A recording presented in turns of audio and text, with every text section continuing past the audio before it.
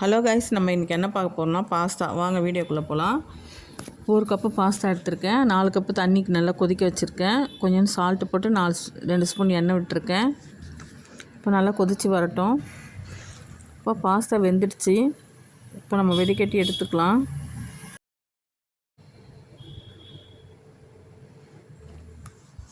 பாருங்கள், வெந்துடுச்சு. இப்போ பாஸ்தா வெடிக்கட்டி எடுத்துக்கலாம். பச்சை தண்ணி ஊற்றி மறுபடியும் அலசி வெடிக்கட்டிக்கலாம்.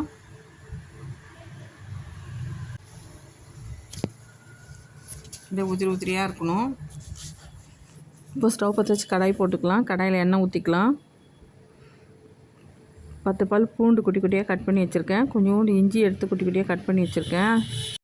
இஞ்சியும் பூண்டு நல்லா வதக்கி எடுத்துக்கலாம். இப்போ 3 வெங்காயம் குட்டி குட்டியாக கட் பண்ணி வச்சுருக்கேன். அதையும் போட்டு வதக்கிக்கலாம். தக்காளி 3 நல்லா குட்டியாக கட் பண்ணி வச்சுருக்கேன். அதையும் போட்டு வதக்கி எடுத்துக்கலாம். இப்போ மசாலா சேர்த்துக்கலாம். 2 ஸ்பூன் வெறும் மிளகாத்தூள் போட்டிருக்கேன். உங்களுக்கு சில்லி பேஸ்ட் இருந்தால் போட்டுக்கலாம், இல்லைனாக்கா வெறும் சில்லி மிளகாத்தூள் போட்டுக்கலாம்.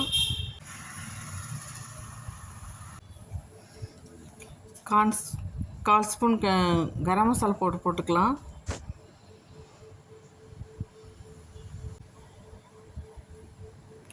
தேவையான சால்ட்டு போட்டுக்கலாம்.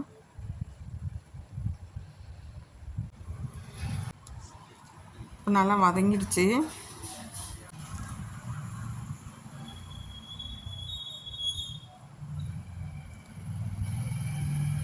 நல்லா வதக்கி விட்டுக்கலாம். கொஞ்சம் தக்காளி சாஸ் ஊற்றிக்கிறேன்.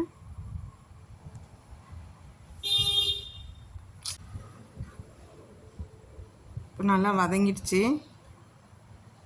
பாருங்கள், இவ்வளோ சூப்பராக வதங்கிடுச்சு. இப்போ வந்து நம்ம பாஸ்தா எடுத்து அதில் கொட்டி கலந்துக்கலாம். இப்போ பாஸ்தா கொட்டி நல்லா கலந்து விட்டாச்சு. கொஞ்சம் பெப்பர் போட்டிருக்கேன். கொஞ்சம் பாருங்கள், சீஸ் நல்லா துருவி கொஞ்சம் போட்டுக்கலாம். செம்ம டேஸ்ட்டாக இருக்கும். பிள்ளைங்க நல்லா விரும்பி சாப்பிடுவாங்க.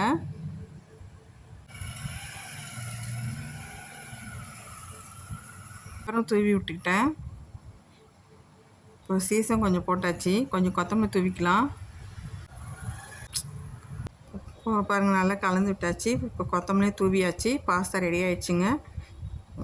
உங்களுக்கு இந்த வீடியோ பிடிச்சிருந்தால் லைக் பண்ணுங்கள், சப்ஸ்கிரைப் பண்ணுங்கள், கமெண்ட் பண்ணுங்கள், ஷேர் பண்ணுங்கள். Thank you friends.